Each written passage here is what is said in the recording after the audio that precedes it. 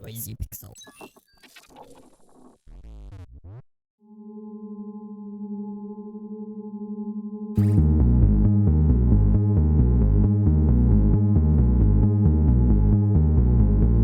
By now, we've all heard of Dead by Daylight.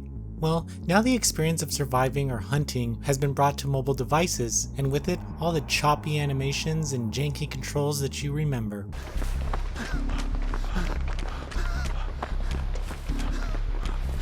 Dead by Daylight's plot isn't too deep, but it does give you a good reason as to why Bill from Left 4 Dead and Ghostface from Scream are running around in the same field. You see, a supernatural being known as the Entity has awakened by actions of massive violence and evil. It pulled different serial killers and monsters out of reality and forced them to do what it wants. The Entity also brings unlucky survivors to be repeatedly sacrificed and feed off their broken hope and despair while they do all they can to escape. Going from the big screen to a small screen was quite a change for me. Luckily, the experience felt oddly familiar and new at the same time, for better or for worse. Each survivor and killer have varying playstyles that will definitely come into play throughout the game. They also have their own perks that can assist them during any given run, whether it's running faster when hit by a killer once or remaining undetectable to the survivors. The more you level up from each game, the more perks you get. As a survivor, you have to locate generators throughout the map you're on and repair them to unlock gates so you can escape. There are also quick time events to help keep things interesting while you're repairing a generator, healing a teammate, or even trying to unhook yourself from being captured. Meanwhile, the killer has to do everything they can to stop their survivors, literally in their tracks, so they can attach them to a hook for the Entity to have them for dinner. The actual gameplay is still a jittery mess, but I think that's the endearing part of Dead by Daylight. At times, the camera would be a bit unresponsive, adding just another layer of fear as technology fought against you. There would also be situations where I couldn't jump over a wall, or I would try to turn a corner and you can clearly see my joystick is turning left, but it doesn't accurately register. These cases didn't happen too often, but enough for it to be noticeable. The funny thing is, those same issues made the game more exhilarating. I've also had equal amounts of fun playing as the killer, which has the same amount of issues. It's fun to stalk survivors, especially when they're trying to repair a generator. Right about then, the hitbox issues come into play, just like it did in the original PC version.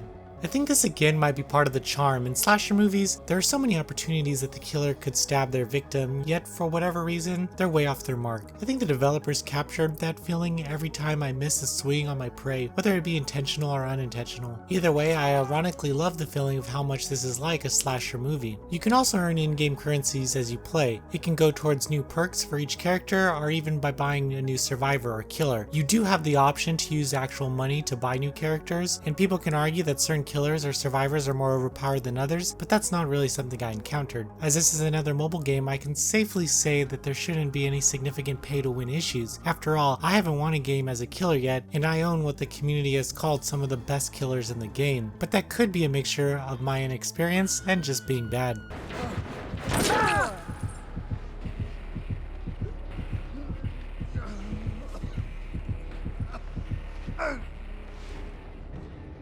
Dead by Daylight on mobile is plagued by random bugs and lengthy load times, which can all be overlooked with the excuse that this is just the Dead by Daylight experience. Still, I found enjoyment during each match as I fought for my life against some of the most terrifying creatures known to exist. It's like something you know is terrible, but you can't put it down, and that's precisely what kept me playing.